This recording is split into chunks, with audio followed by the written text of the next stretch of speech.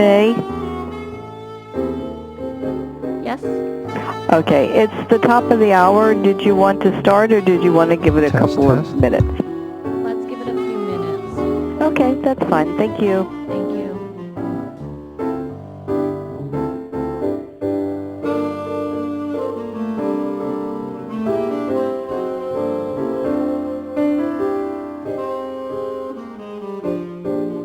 Hello? Okay. Yeah, good, thank you.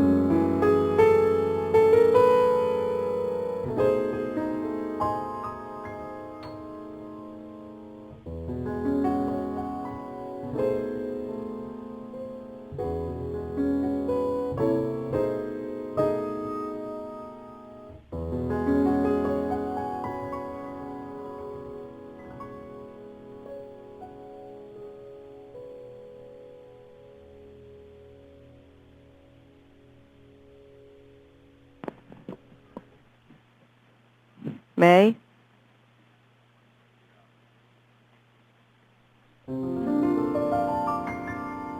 I'm here, Karen. Okay, are you ready? I think we need a couple more minutes, please. Okay, I'm going to give them another standby. Okay, thank you. Okay, just a moment.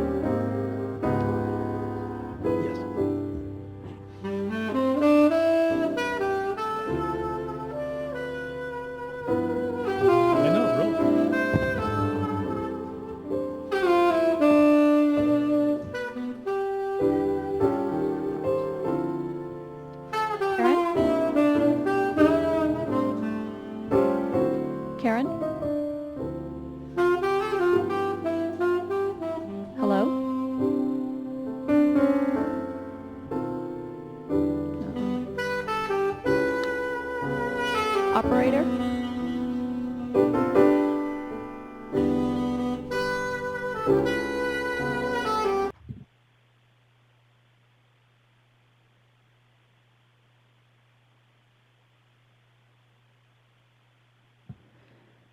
Karen?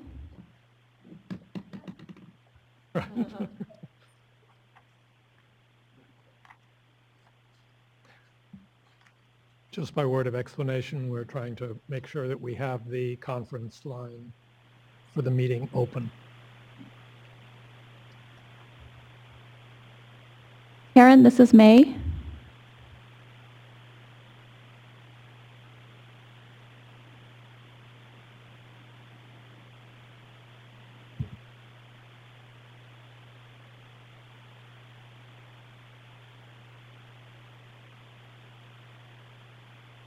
While we get the lines open, we'll start with our housekeeping activities. And so first what I'd like to do is just welcome everyone here this afternoon. We're starting a few minutes late. Hopefully we can conclude by 3, however. I'll start with introductions of the members of the statewide authority. I'm Will Lightbourne. David Twa, Contra Costa County. Mike Powell. Up with the soundtrack, I guess. Yes. Michael Cohen, Department of Finance. And Jennifer Kent, Department of Healthcare Services. Thanks. Just a couple of housekeeping notes. If restrooms are located outside these doors to my left, your right, past the Byron Share meeting room and down the hall. The agenda and all the materials for today's meeting are posted on the IHSS Statewide Authority website, which is www.ihssstatewide.ca.gov. We believe we have a conference line open for the meeting, and I'll get updated when... The webcast is working. Okay, and the webcast is on. We're not going to be taking formal breaks during the meeting, but both authority members and public, please feel free to come and go. Just to remind us why we're here, this is the second meeting of the In-Home Support Services Statewide Authority. The purpose of the Statewide Authority was established in legislation in 2012 that also created the Coordinated Care Initiative in California. And the Statewide Authority is established to become the employer of record for the IHSS providers in those counties that have completed the transition into the Coordinated Care Initiative, and to undertake bargaining in the role of employer of record. Of course, the employer remains the recipient of care in the IHSS program for all purposes of directing, hiring, and firing the provider, but for purposes of wages and other economic benefits, the statewide authority will be gradually assuming responsibility in the 7 CCI counties. I'd like to move us to our first action item, which is the approval of the minutes from the February 23rd, 2015 meeting. I'd like to ask members if they have any corrections or changes to the minutes. Seeing none, can we have a motion? Approval? Second. All those in favor, please say aye. Aye. Aye. Unanimous. The third item, which we're get to, is the administrative officer meeting. And as you know from our first meeting, Carol Swartzlander was designated by the authority to be our administrator. Thank you. Unfortunately, it looks like the teleconference line still isn't working, but the webcast is working. So I'm hopeful that people who are trying to call in also have access to the webcast, but we'll continue working on it to try and get the line going. I have two quick updates. First, all the materials, including the approved resolutions and bylaws from the February 23rd meeting, have been posted on the Statewide Authority website. If you click on the meeting tab and previous meetings, you can get access to all of those documents. And then secondly, in terms of MOU transition, of course, San Mateo transitioned on February 23rd. And since then, Los Angeles, Riverside, San Bernardino, and San Diego transitioned to the Statewide Authority on July 1st, 2015. We still anticipate that Santa Clara will transition in January of 2016 and Orange County in August of 16.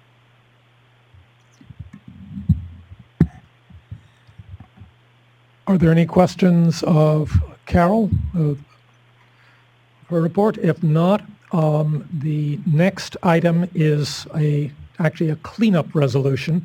At our February 23rd meeting, we approved as an interagency agreement, an agreement between the Statewide Authority and CDSS, California Department of Social Services, for certain support actions. And it should correctly have been a memorandum of understanding rather than an interagency agreement, as there's no transfer of funds involved. So if I could get a motion to approve revised resolution that makes this an MOU. I would move approval of the resolution number 2015-5 as revised. Second. All those in favor, please say aye. Aye. Aye. That's unanimous. The next item we wanted to do was a follow-on from the first meeting.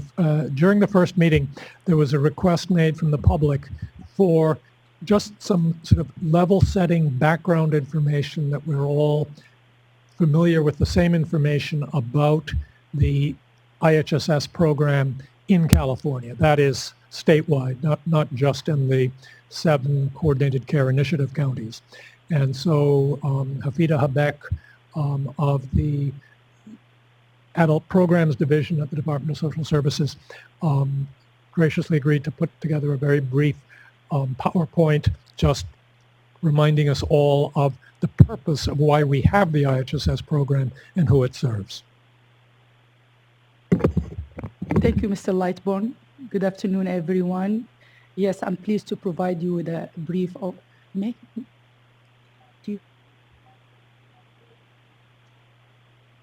Okay, so can you put the PowerPoint on while you're doing, please?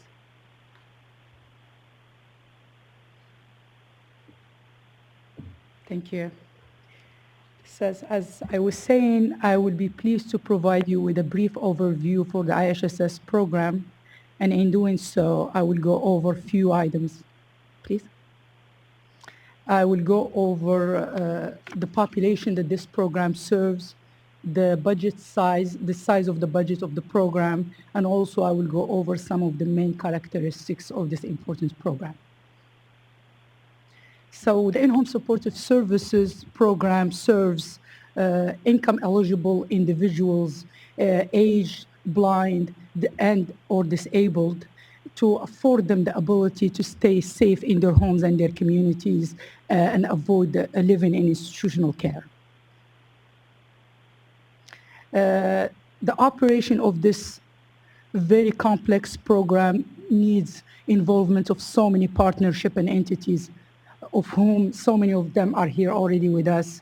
At the heart of it are our consumers, with counties as the administrator of the program, obviously Department of Social Services as the overseeing agency, the partnership with healthcare services as the single medical agency, our public authorities, labor organizations, our workforce, the providers, and most recently CalHR for the statewide authority for the implementation of CCI and the bargaining within the CCI counties for the wages and the benefits. So just to give you a gauge of the size of the budget of the program, currently we're looking at $8.2 billion of total funds to administer the program, of which $2.8 billion is in general funds and the remaining $5.4 million or $5.8 million is in federal funding and state funding. The IHSS programs, as you could see here in the slide, has 4 distinct programs. The main program that has the majority of the IHSS recipients is the Personal Care Services Program. It's a state plan program, covers over 56% of our consumers, followed by the CIFCO, or the Community First Choice option, is the second largest program for the IHSS program, and the newest program. It's basically for the consumers that meet the nursing level of care, and also it provides different features that the PCSP program doesn't offer, such as restaurant meal allowance, teaching and demonstration meal allowance, and also allows spouses and parent providers to be part of the program. The third program is the IHSS Plus option program, which represents currently 3% of our consumers. It provides the same features as in the Community First Choice option, but without the nursing level of care. And again, like I said, allows for spouses and parent providers in the program. The last program that has roughly close to 1% of the consumer is the residual program, which is a state-only program. So the overall population, as you look here, is over 500,000 of consumers that this program serves. So now to the providers. So the IHSS program is made up of close to 418,000 eligible providers, of which 70% are family members and 53% live with their providers. And I think this data reflects the importance of the choice that the consumers make when they select their providers in self-directing their care. And going back again and talking in details about the consumers, as you could see here, and as I mentioned earlier, we're looking at over 500,000 of consumers that are using the in-home supportive program so they can stay safe in their homes and in their communities. Consumers within the program could get up to 283 hours of IHSS services. The average hours for the program, as it stands now, we're looking at around 99 hours a month, with a cost that is close to $1,000 and $38. So the composition of the consumers, mostly like you see here, we're serving the aged community. It's 56% of the 500,000 consumers are 65 and older. And we have also a small population that we serve that are minor children. That reflects 6% of the overall population. And now I will just walk you through some testimonials from 3 of our consumers that talk about their experience with the programs and the services that they're being benefiting from, so they can stay safe in their homes.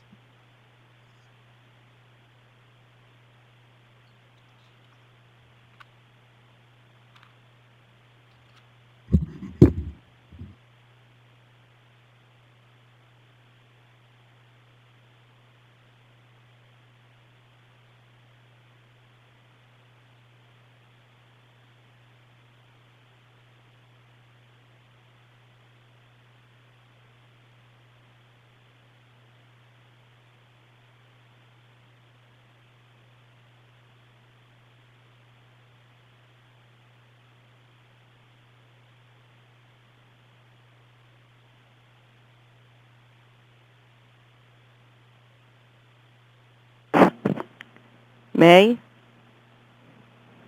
Yes, I'm here. Okay, this is Karen. I pulled you out. We're not hearing any of the audio anymore. I had moved you into the main conference, and we're not hearing anything. It's like, Okay. okay, I'm going to put you back in. Thank you.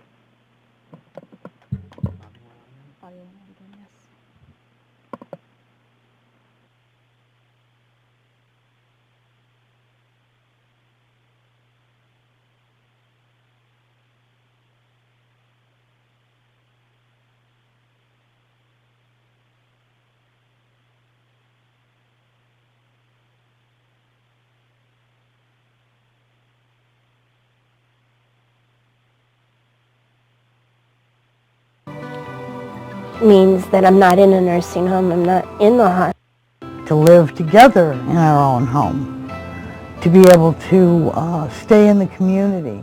IHSS means that I'm not in a nursing home, I'm not in the hospital. It means that I have somebody that cares for me here at home. It means the world to me.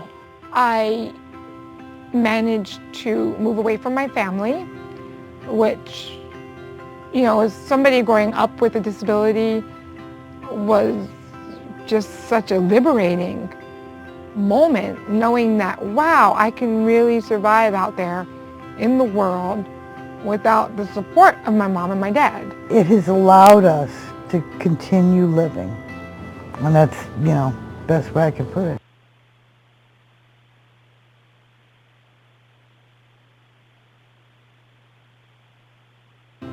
To live together in our own home, to be able to stay in the community. IHSS means that I'm not in a nursing home, I'm not in the hospital. It means that I have somebody that cares for me here at home. It means the world to me. I managed to move away from my family, which, you know, as somebody growing up with a disability, was just such a liberating moment, knowing that, wow, I can really survive out there in the world without the support of my mom and my dad. It has allowed us to continue living, and that's, you know, best way I could put it. Seem to be stuck on a loop here. Why don't we move forward?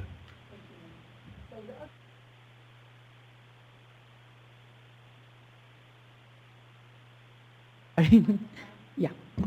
So now we're going to go into the details of the number of services that are offered under the IHSS program. As you can see here, we have 4 distinct programs: the personal care services, such as bathing, helping with ambulation, domestic-related services, which represent the bulk of the services that the IHSS consumers utilize. Protective supervision and paramedical services. These are 2 specialized services that are provided to consumers with additional assessments. For example, for paramedical services, it needs a healthcare professionals authorizing the services and training the provider before the consumer can be receiving these services. So here, just to give you a snapshot of the utilization of the services, as I was mentioning, for personal care services, you see the highest utilization is under bathing and hygiene, and the lowest is under helping with feeding at around 18%. Again, the domestic-related services, almost everybody within the IHSS program utilize these services. All the services hover around 90%. And for the specialized services, again, for protective supervision, represents 6% of the utilization, and the paramedical services represent around 11%. So now, lastly, we'll talk briefly about the role of the case management and information and payrolling system, also known as CMAPS. This statewide database basically transitions case management information into payrolling, and it plays a key role in processing over 1 million warrants, over 1 million warrants each month. So for the providers to get paid, they have to submit their timesheet twice a month, and the providers, both providers and consumers, have to sign their timesheet and verify the hours that are worked under the penalty of perjury. Okay. So this concludes this brief overview of the IHSS program. So I invite you all to go to our website and really peruse the information. We have a lot of information that speaks to the activities that the program, that the department is undertaking as the overseeing agency the available resources for the consumers and the providers that we put together, voluntary training for providers, all the fact sheet that we provided for the consumers as it relates to the community first choice option and other information about enrollment, videos, you name it. So please take a moment and peruse the information. Thank you. Thank you, Hafida. First, let me see if there are any questions about the program overview or broadly any questions about the program that authority members have. If not, we have a action item that will be preceded by a sort of a discussion report item on the formation of the Statewide Advisory Council for the IHSS program. Part of the legislation that was implementing both the Coordinated Care Initiative and the Statewide Authority provided for the creation of a 13-person statewide advisory committee, essentially to advise on the operations of the program. And I'll ask Carol to report on the process we've been through and the recommendations that are coming forward.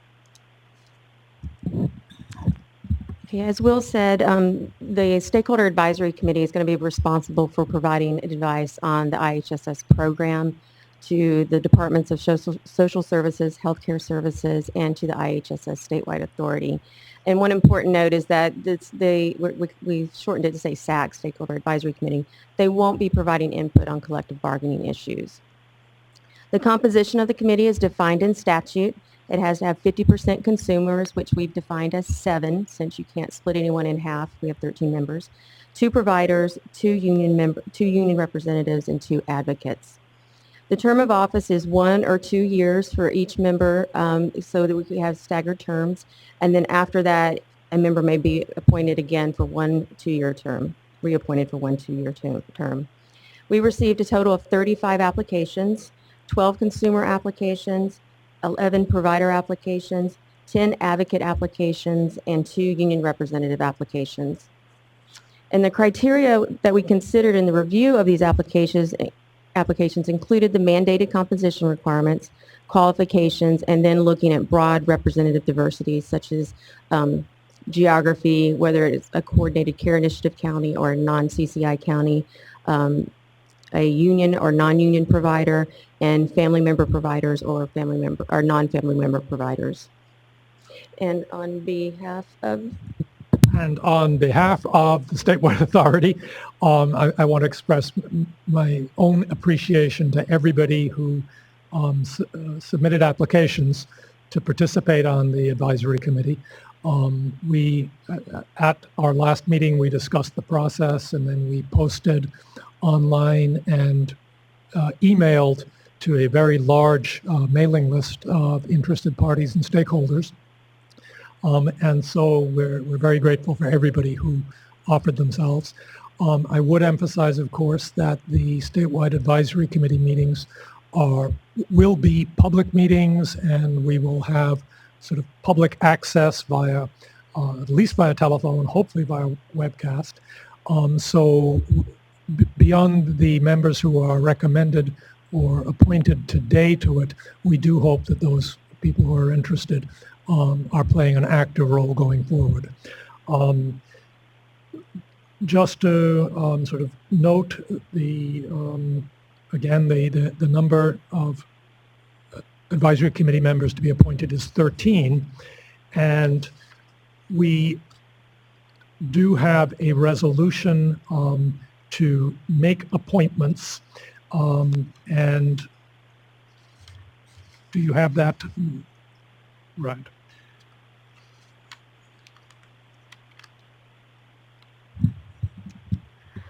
So this is Resolution 2015-6. In the matter of the appointment of members to the IHSS Stakeholder Advisory Committee to provide ongoing advice and recommendations regarding the IHSS program to the IHSS Statewide Authority, California Department of Social Services, and California Department of Healthcare Services.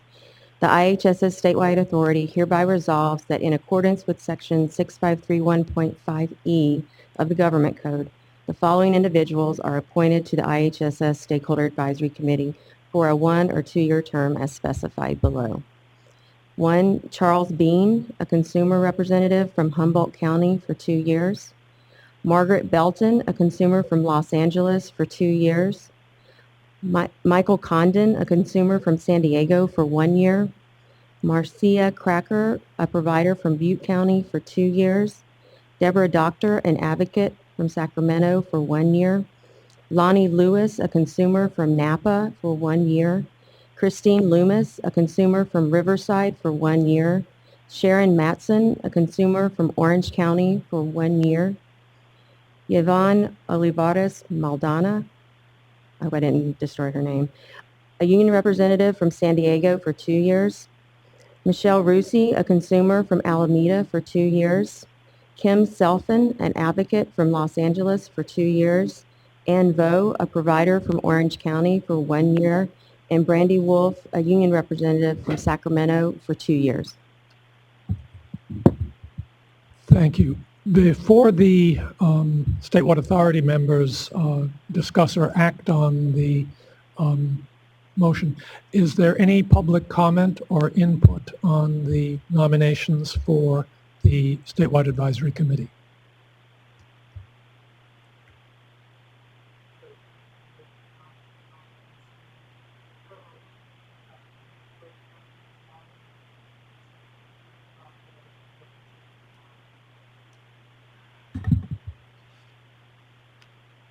We don't have an age breakdown handy. We'll certainly get back and just report it back so that the public knows. I'm not sure if people were asked to identify themselves by age, so this might have to be a voluntary self-certification survey. I see Deborah Doctors already volunteered. Are there other members of the public present who wish to make comments or ask questions? If not, I'd like to turn, that's what I was going to do, to see if there's anyone on the telephone who has comments or questions. Operator Karen? Ladies and gentlemen, if you'd like to ask a question, please press star 1 on your touch-tone phone. Okay, just one moment for our first question.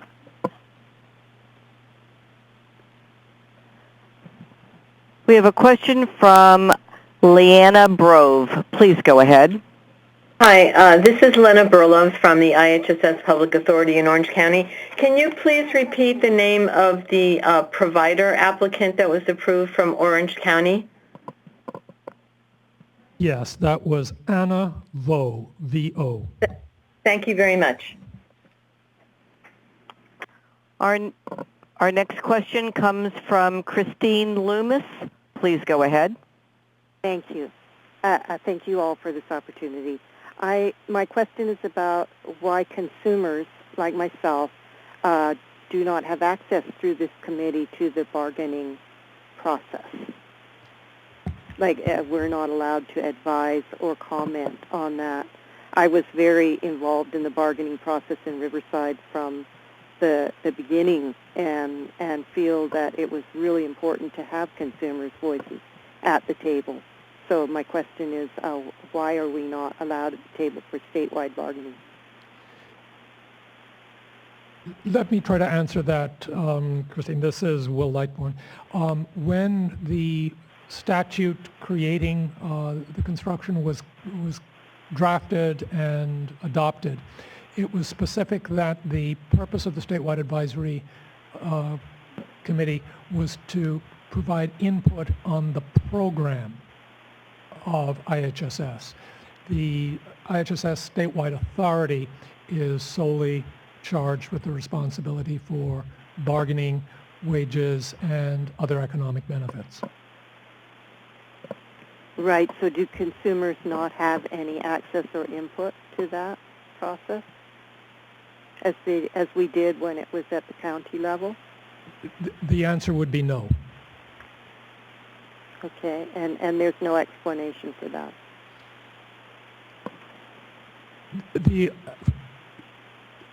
intention in creating the Statewide Advisory Committee was to be sure that there was a wide stakeholder input capacity to the structure of the program and the services it provides as it evolves over the years ahead. And it includes representatives both of counties that will be subject of statewide authority bargaining and the 51 counties that will not be part of the statewide authority. So it wouldn't be appropriate for a committee representing the 58 counties to be participant in the bargaining specific to 7 counties. I see. Okay.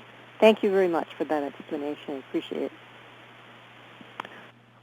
Our next question comes from Joe Riley. Please go ahead. Hi, thank you.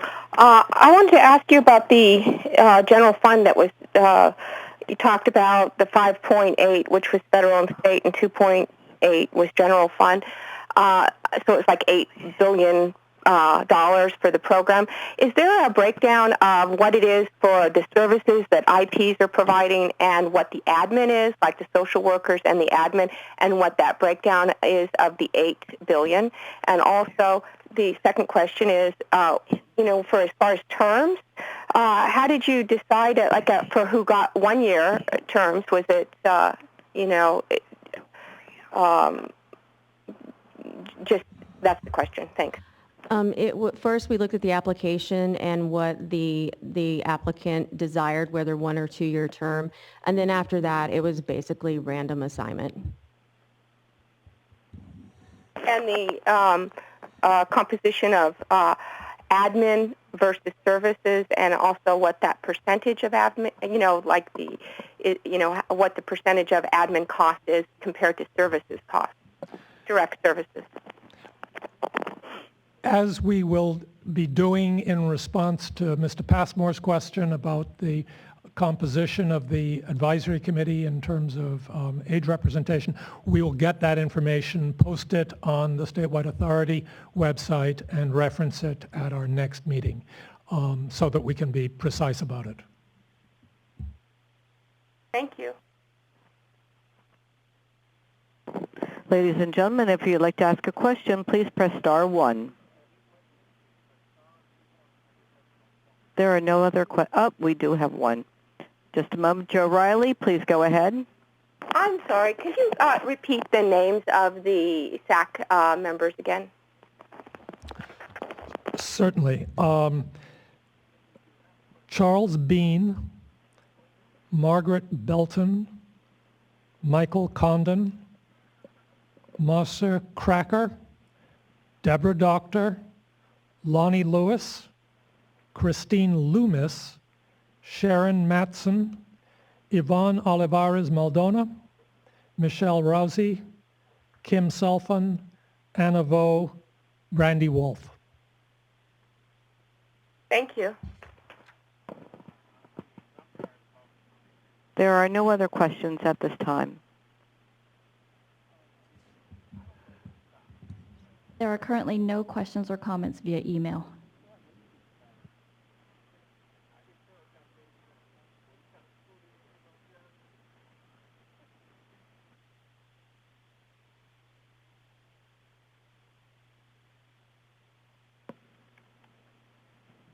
Erin Kiesler, California Association of Public Authorities. For the consumers in particular and some of the providers who are serving on the advisory committee, can you provide some information about whether their travel costs would be reimbursed, attendant costs, and so forth, because it's unlikely that they could afford it on their own? Yes, they will be reimbursed. And as we mentioned at the prior meeting, we will also make every effort to enable call-in and webcast participation so that for individuals for whom participation may not be just a matter of cost but also of convenience, to try to maximize their participation.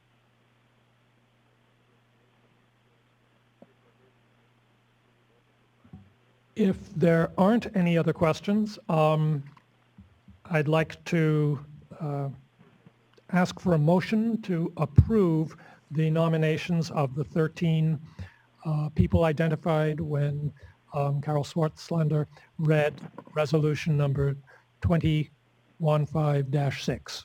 I would move approval of the list. Second. There's no discussion. All those in favor, please say aye. Aye. And that is unanimous. Thank you.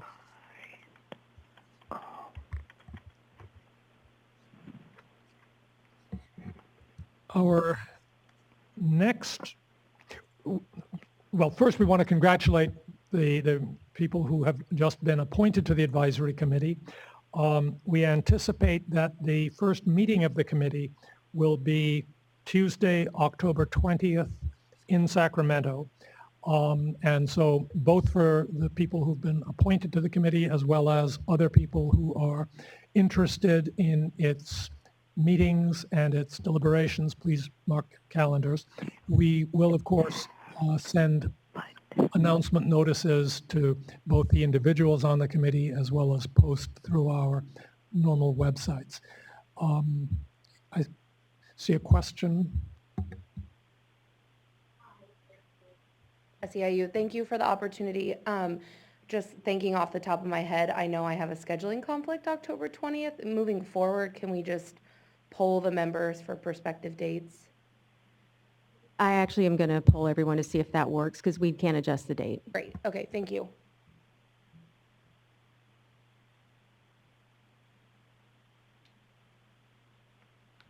Have another public comment? Hi, just a question. Are the members, the list going to be posted on the website? Yes, they will. Are there any other questions about the startup of the advisory committee? If not, there is a question from the line. Go ahead, Karen. Okay, Joe Riley, please go ahead. My question is that the meeting that you're supposed to have one in-person meeting, is that a specific meeting date? this would be the initial meeting, which would certainly satisfy the requirement for an in-person meeting. And as Carol just indicated, we will poll the people just appointed to the committee to finalize a date in that general time period that works for the most possible people. So the person, it's like 4 meetings a year, and the person can choose which one is going to be the in-person meeting? Or is it the first meeting that is the in-person meeting? The expectation is that people will attend those meetings that they can. Only if they're not attending would the attendance issue arise. But attending in person or by technology, either the webcast or the conference call, I believe is acceptable. Well, the committee is actually subject to Bagley-Keene, so we would have to work through the requirements of a remote location, but it's doable, just a little more complicated. So Joey, just answer again, there isn't a specific requirement for when someone has to be present in person, but if someone's not going to be present and wants to participate as a voting member of the committee, then we have to set up a process for them to do so. And we'll try to work with those people who are in that category.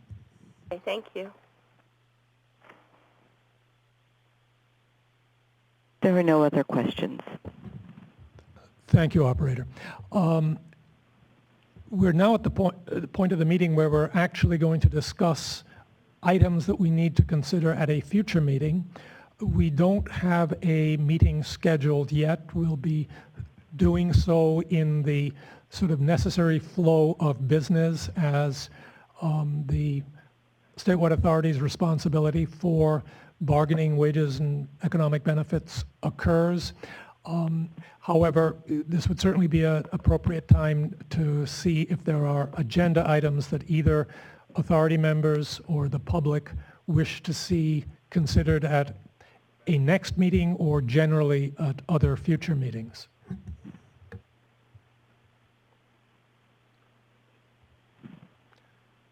I see Karen Kiesler coming to the microphone. Again, California Association of Public Authorities. When the original statute was enacted that created the statewide authority, I think it's fair to say there was a considerable amount of tension between local public authorities and some of the advocates for the statewide authority. There were issues that we did not think were completely addressed in the statute that you have, the IHSS Employee-Employer Relations Act.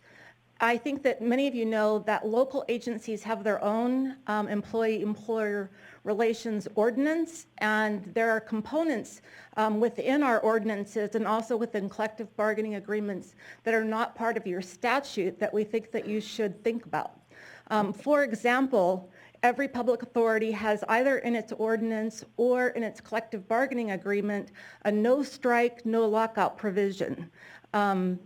That's been very important for the consumers, and it's been very important as a foundation for the program. There are other elements within our local rules that slightly differ or expand upon the statute under which you're operating, and we think that it would be a valuable exercise for the statewide authority to think about adopting a unique set of labor relations rules to enhance your ordinance.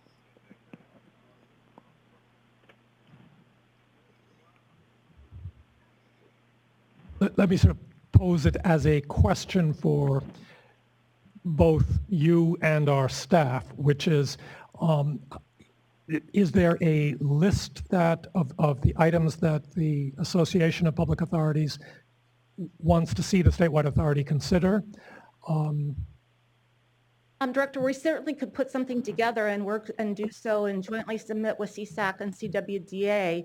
There was, as I said, considerable tension when the statute was being debated, and so there were some things that just simply didn't get, in our judgment, sufficiently addressed, and it's just been a long process since MMBA, the Myers-Milius-Brown Act, was enacted, that local agencies have their own set of local rules that can be more fluid than the state statute, and I would encourage you to look to the ability to adopt those kinds of rules, and so that you have more specificity in your rules, perhaps more flexibility than the statute specifically outlines. The no strike, no lockout provision is a high priority, but there are other more minute, really technical things that we can bring to your attention.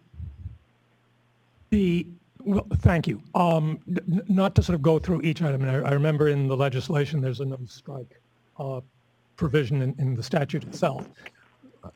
We'll double check, but do me a favor, if you could get us the list of items that either CAPA or CWDA or CSAC are considering, we will then forward those to CalHR, which is going to be responsible on behalf of the statewide authority for all areas of negotiation and collective bargaining. Yeah, I'm happy to do so. We would only jointly submit with CSAC and CWDA so that we're speaking from local government with a united voice. And it would also be my commitment that we would first meet with the unions to make sure that to our greatest extent possible that we're not presenting you with something that's controversial, but something that will enhance your role. I don't want to suggest to you what process you need to use. Certainly in the way we will need to process it is through CalHR. Right. Rather than through a sort of a stakeholder process. Right.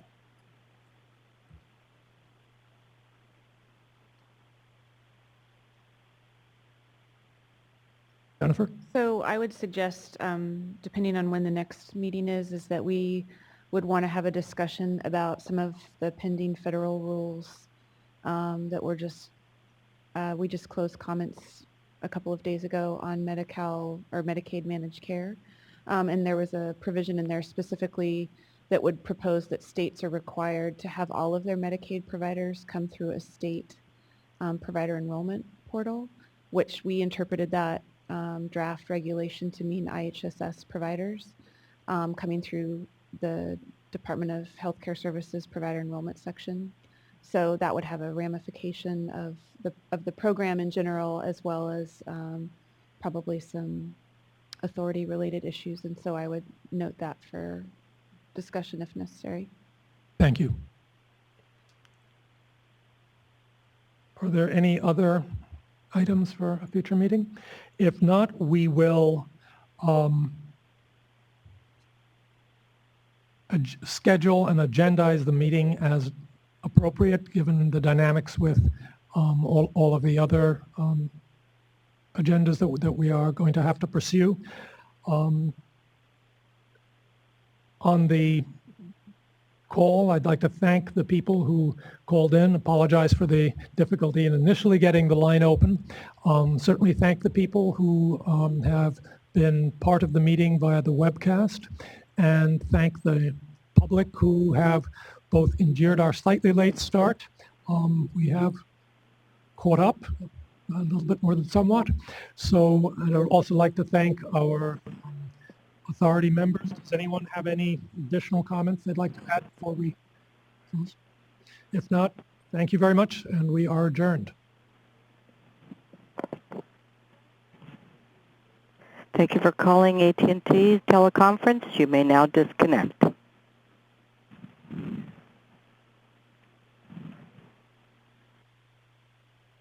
May. Yes, May? Karen. Okay. Listen, you know, when we first started the conference, I got thrown off because